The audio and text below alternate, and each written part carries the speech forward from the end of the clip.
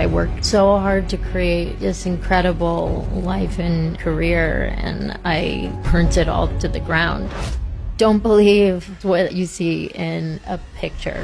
There's so much more going on. Ela morreu aos 36 anos, 5 dias antes do próprio aniversário e 3 meses depois de ter lançado um livro contando tudo que ela viveu por trás das câmeras. Essa é a Hayden Panettiere e a história dela começou muito antes disso, quando ela não tinha nem 1 ano de idade. Bom, eu sou a Bru e deixa que eu te conto quem é o culpado. Oi pessoas, o vídeo de hoje é diferente do que a gente está acostumado a ver aqui, porque ele não tem uma narrativa investigativa, né? Mas fala sobre a trajetória de uma mulher pública e tem alguns elementos que a gente já está acostumado, que trata sobre dependência, violência doméstica e o preço da fama em crianças que crescem trabalhando. Além disso, tem outro ponto que eu acho válido trazer logo de cara, que depois da morte dela, houve várias coisas que começaram a circular nas redes e bastante teoria que não tem comprovação. Então, assim, nesse vídeo eu vou explicar para vocês o que é fato e o que é especulação / teoria. Então, fica comigo até o fim. A Hayden Panettiere nasceu no dia 21 de agosto de 1989 em Palisades, uma vila no estado de Nova York.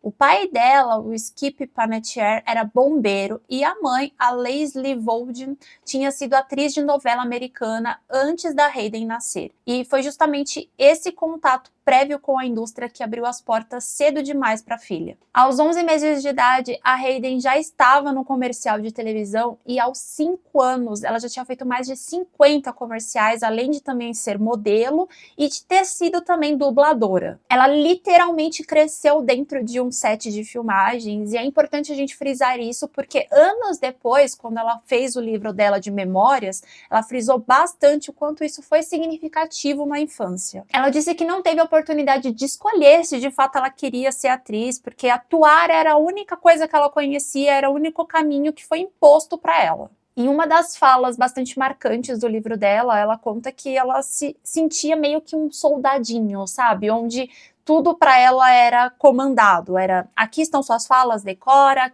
obedeça à marcação, fique atenta ao diretor.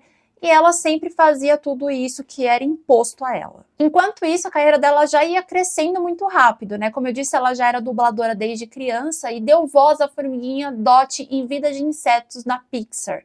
E ela chegou a ser uma das pessoas mais jovens indicadas a um prêmio importante da indústria por conta desse papel. Ela também contracenou com Denzel Washington em Duelo de Titãs, né? E ela passou aos poucos deixar de ser uma criança que trabalhava para virar uma estrela adolescente. Mas antes da gente chegar lá no estrelato da Hayden, acho importante voltar um pouquinho e trazer algo que ela pontuou bastante, que foi muito significativo para ela e que faz a gente entender muita coisa depois, que foi o relacionamento dela com a mãe dela. Segundo o relato da própria Hayden, desde muito cedo a mãe assumiu o papel de empresária dela e não só de mãe, né? Então, com o tempo, essa linha foi ficando cada vez mais borrada. Aos 19 anos, já adulta e já rendendo muito dinheiro para a família com seus trabalhos, a Hayden decidiu que queria separar as coisas. E aí, quando chegou esse momento, ela foi até a mãe e disse que não queria mais que as duas trabalhassem juntos, que ela queria que a relação das duas fosse unicamente, exclusivamente de mãe e filha. O problema foi a resposta que ela recebeu diante disso. Foi, de acordo com o que ela fala no livro, né, foi curta e grossa e completamente seca.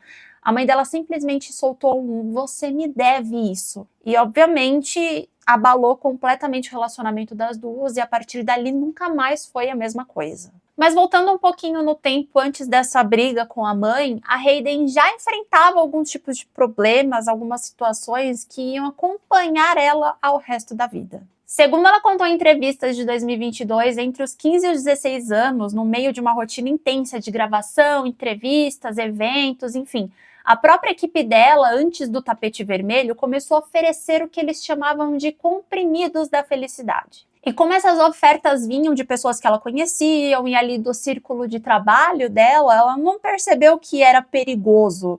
Afinal, também ela era uma adolescente, né? Ela só começou a perceber que tinha algo errado quando ela começou a pedir mais e mais e mais, e a equipe começou a intervir. A gente, obviamente, não pode afirmar com certeza absoluta de que a dependência dela começou ali, apesar de ser muito propício e parecer, né? Mas o que ela disse é que esse contato precoce com substâncias acarretaria em consequências pelo resto da vida. E anos mais tarde, já adulta, ela contaria publicamente sobre coisas gravíssimas que ela enfrentou sendo uma jovem atriz, mas isso a gente vai destrinchar ao longo do vídeo, mas guarda essa informação, tá? Que a gente vai chegar lá, porque ela revelou décadas depois. Enquanto a gente não se perder, vamos seguir a linha do tempo da carreira dela. Em 2006, a Hayden foi escolhida para viver a Claire, a líder de torcida com poder de regeneração em Heroes, o papel que transformou definitivamente ela em uma estrela. O problema é que, depois disso, ela ficou presa num tipo muito específico de personagem. Ela disse que por ser loira, muito bonita, enfim, ela foi colocada dentro de uma caixinha onde ela sempre parecia ser a líder de torcida popular e que não tinha espaço para ela interpretar outros personagens. Anos depois, ela encontrou que parecia ser uma virada, né? Que foi o papel dela de Juliette em Nashville, uma cantora country em crise que rendeu a ela 2 indicações ao Globo de Ouro. O problema é que trabalhar nessa série se tornou um evento completamente traumático, porque os roteiristas começaram a colocar no papel dela coisas que aconteciam na vida pessoal dela. Então, meio que a trama foi se misturando com a vida real, né? Com a vida pessoal. Quando a Hayden engravidou, a personagem engravidou.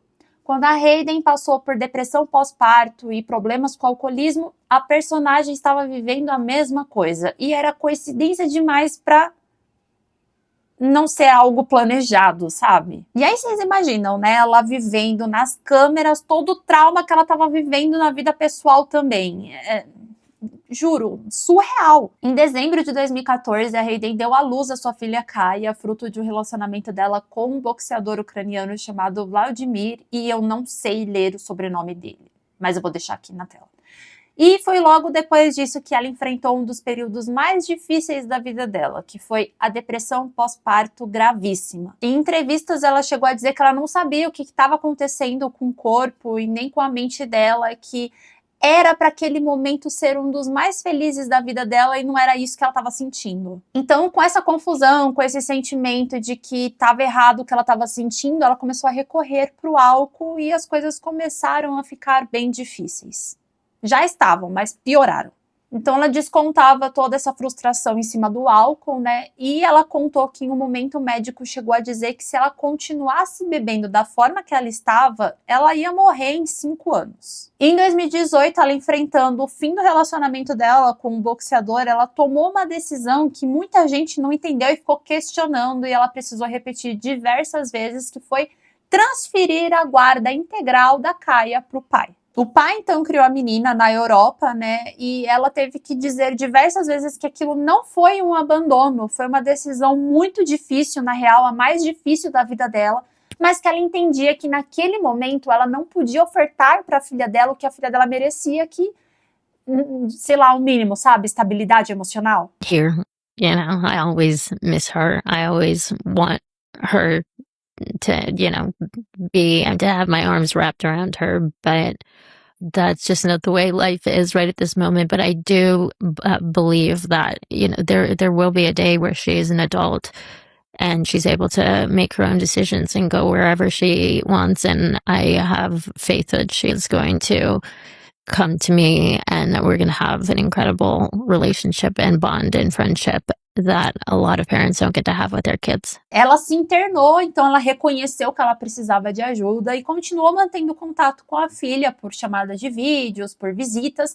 e ela sempre dizia o quanto o pai da menina era presente e dedicado. Foi ainda em 2018, no período dessa separação, que a Hayden começou a namorar o Brian. E essa relação se tornaria uma das mais documentadas e mais dolorosas da vida pública dela. Em 2019, o Brian foi preso em Los Angeles sob suspeita de violência doméstica. E em fevereiro de 2020, no Dia dos Namorados mais especificamente, o Brian foi preso novamente porque a Hayden denunciou ele por ter socado o rosto dela. Meses depois, a promotoria de Los Angeles formalizou contra ele 4 acusações de lesão corporal contra a companheira. 2 de agressão com arma letal e 1 de intimidação de testemunha, referente a incidentes ocorridos entre maio de 2019 e janeiro de 2020. Em julho de 2020, a Hayden foi a público pela primeira vez e postou no Instagram dela que ela estava vindo à tona com toda a verdade sobre o que tinha acontecido com ela, na esperança de que a sua história desse forças a outras pessoas em relacionamentos abusivos para buscar a ajuda que precisavam. Em abril de 2021, Brian não contestou 2 das acusações contra ele, então ele foi sentenciado a 45 dias de prisão, dos quais ele cumpriu efetivamente 12 dias. Além disso, ele também cumpriu 4 anos de liberdade condicional, ele precisou pagar algumas multas, frequentar aulas sobre violência doméstica, e também ele recebeu uma ordem de restrição dele não poder se aproximar da Hayden por 5 anos. O ponto é que meses depois disso tudo, eles foram vistos publicamente juntos. A gente sabe que isso é um padrão que acontece muito, né? E que sair de um relacionamento abusivo, dificilmente, eu diria que raramente é algo linear, né? No lançamento do livro dela, então, em 2026, a Hayden detalhou capítulos inteiros sobre esse relacionamento, incluindo relatos do Brian batendo a cabeça dela contra a parede e jogando um telefone nela. E aqui tem um dado bastante importante, porque isso não foi uma alegação isolada, não foi algo que ela criou para colocar no livro, porque quando teve esse lançamento do livro, né, um tempinho depois, o Brian foi questionado pela imprensa e ele assumiu, ele literalmente disse que fez tudo isso, que o relato dela era verdadeiro. Em 19 de fevereiro de 2023, a Hayden viveu uma das maiores dores da vida dela. O seu irmão mais novo, o Jensen Panettiere, também ator, foi encontrado morto no apartamento dele em Nova York aos 28 anos. A causa oficial, segundo a família, foi cardiomegalia, um aumento do coração associada a complicações da válvula aórtica. A Hayden falou bastante sobre esse episódio ao longo dos anos e ela dizia que era uma dor muito grande, que como se parte da alma dela tivesse ido embora também e que por mais que os anos fossem se passando, ela nunca superaria o que aconteceu. Lembra lá no começo do vídeo quando eu disse que a Hayden viveu episódios traumáticos gravíssimos na sua adolescência? Pois bem, chegou a hora da gente falar sobre isso. Ela só contou sobre isso décadas depois, no lançamento do livro, e foi justamente esse livro, né, que marcou o fim da vida pública dela e a morte dela que veio meses depois. Em maio de 2026, a Hayden lançou o seu livro chamado This Is Me. E foi ali, em entrevistas de divulgação como o podcast One Purpose, que ela revelou publicamente episódios que ela nunca tinha contado antes. Ela relatou que aos 18 anos estava num iate de luxo no sul da França, cercada de celebridades numa viagem que começou como diversão. Segundo o relato dela, uma mulher em quem ela confiava profundamente, alguém que ela via como uma protetora, a levou para baixo até um camarote pequeno e a colocou na cama ao lado de um homem muito mais velho, completamente nu. Ela descreveu como um cantor e compositor britânico famoso na casa dos 30 anos. Ela disse que para ele aquilo parecia ser rotina, sabe? Um dia qualquer. Ela também contou que entrou em um modo de sobrevivência. Ela disse ao homem que aquilo não ia acontecer e saiu correndo, se escondendo no barco até conseguir voltar para a costa, porque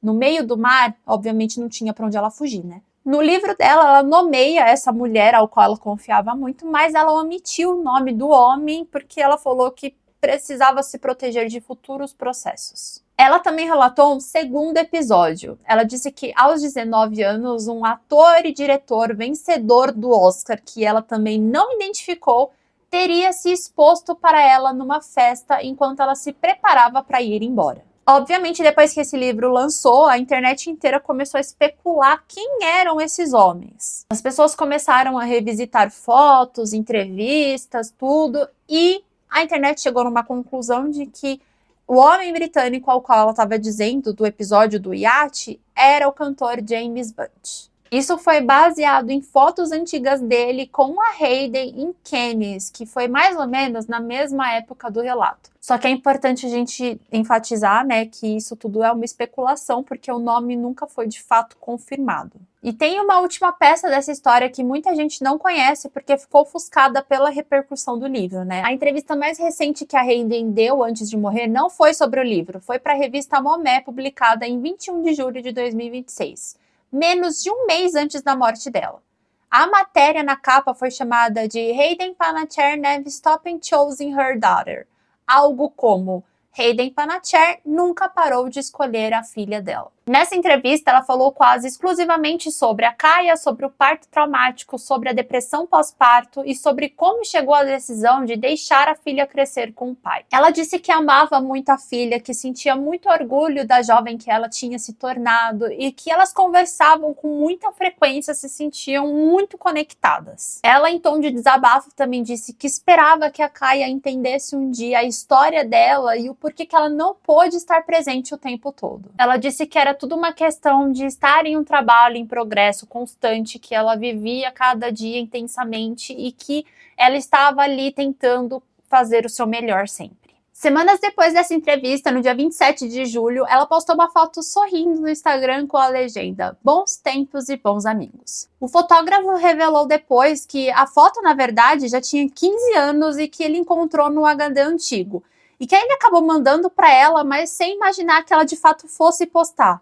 E que foi uma das últimas aparições dela nas redes sociais antes da morte. E vale registrar que em meio a tudo isso, né, a Hayden nunca parou de trabalhar. O seu último filme, que foi Sleepwalker, que é um thriller psicológico em que ela interpretou a personagem Sarah Pomborn, ela também assinou como produtora executiva do filme, né? Foi lançado em janeiro de 2026, antes do livro e dessa última entrevista. Ou seja, os meses finais da vida pública dela foram, ao mesmo tempo, os mais abertos e mais produtivos. Então, em torno de 3 semanas depois daquela foto do Instagram, acho que menos de 3 semanas, né, veio o desfecho que ninguém esperava. No dia 16 de agosto de 2026, um domingo, por volta das 13h50, uma ligação chegou ao serviço de emergência relatando uma mulher inconsciente e impossível parada cardíaca num apartamento em Granville, na Carolina do Sul, onde a Hayden estava hospedada temporariamente. Segundo o relatório policial, quem encontrou a Hayden desacordada foi o Zach, irmão do Brian, que entrou no apartamento e viu numa cadeira ela sem resposta. O Brian, segundo o mesmo relatório, estava dormindo em outro cômodo naquele momento. Foi o Zach quem fez a ligação de emergência e os paramédicos tentaram reanimá-la por um bom tempo, mas ela foi declarada morta às 14h31.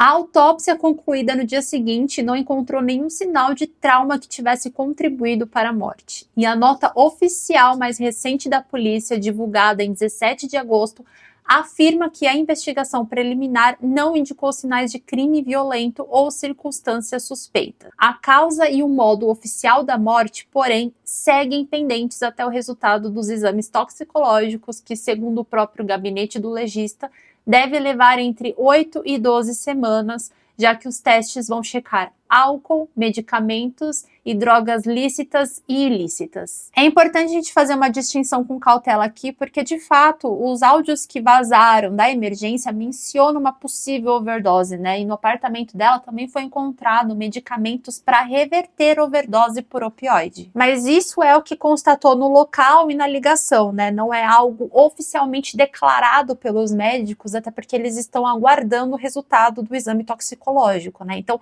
por hora, a morte dela ainda é tratada como indeterminada. Existem desdobramentos recentes também que algumas pessoas não sabem, a gente precisa tratar isso com uma certa precisão. Segundo algumas fontes, como a TMZ, o Washington Times e a CNN, a polícia de Granville não está satisfeita com a hipótese de uma morte que tenha sido apenas uma overdose acidental de remédio prescrito.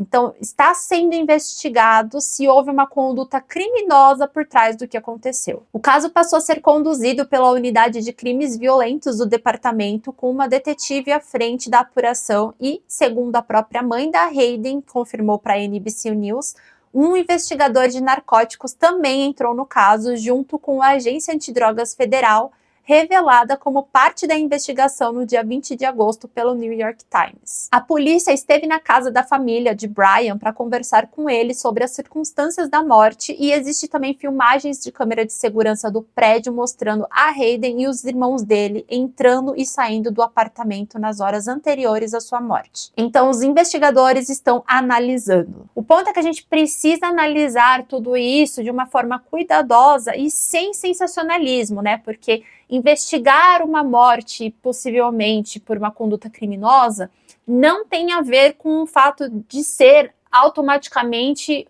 assassinada, entendeu? Eles podem estar falando sobre a venda de opioides, sobre a venda de remédios que não eram prescritos. Isso é uma conduta criminosa, entendeu?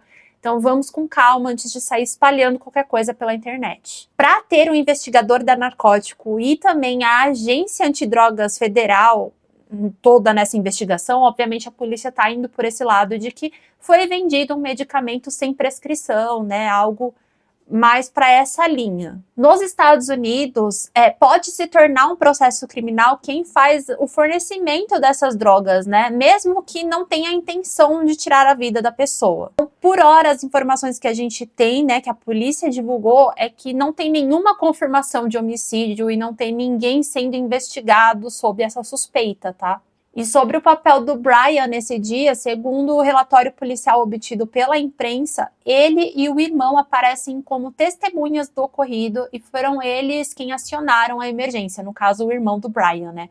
O Brian mostrou aos policiais uma sacola de remédios que a Hayden vinha tomando e depois que ela foi declarada morta, deu mais informações aos investigadores, mas o conteúdo dessa parte do relatório foi mantido em sigilo. Até o momento, não se tem nenhuma acusação formal, não se tem nenhuma suspeita sobre ele a respeito da morte da Hayden, tá? O histórico de violência dele contra ela é algo gravíssimo e documentado, mas não se confunde com o fato da morte dela, tá bom? Se isso vier a mudar, porque né, a gente está aqui trabalhando com hipóteses e do que está sendo divulgado, né, do que tem formalizado. Se isso vier a mudar, eu vou trazer para vocês essa informação, mas por hora não tem nada disso. Agora a gente chega num ponto em que a gente precisa tratar com bastante cuidado, porque são teorias que começaram a circular pela internet e não é justo alimentar isso sem nenhuma base, né? Mas a gente também precisa falar para que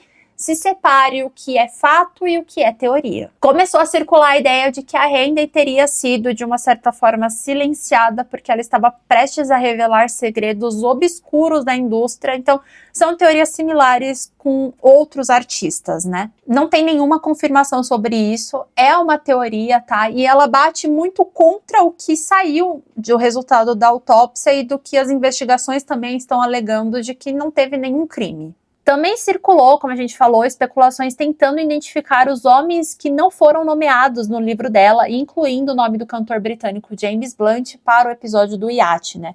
Reforçando, isso não foi confirmado por ela, nem por nenhuma apuração jornalística séria. E pelo menos uma outra pessoa especulada, ligada a essa mesma história, negou publicamente qualquer envolvimento. E obviamente essas teorias estarem circulando é compreensível, porque o ser humano vai ficar tentando buscar uma justificativa para uma morte tão repentina, né? Mas aqui eu preciso deixar muito claro para vocês o que é fato, né? E que tudo isso a gente está entrando num território de especulações e de teorias na internet. A minha opinião pessoal é de que o caso já é doloroso o suficiente para ficar se criando teorias e achei um pouco desrespeitoso logo após a morte dela já começar a bombardear coisas aleatórias na internet. A vida da Rachel Panettiere reúne praticamente tudo que a gente já discutiu aqui sobre o preço da fama.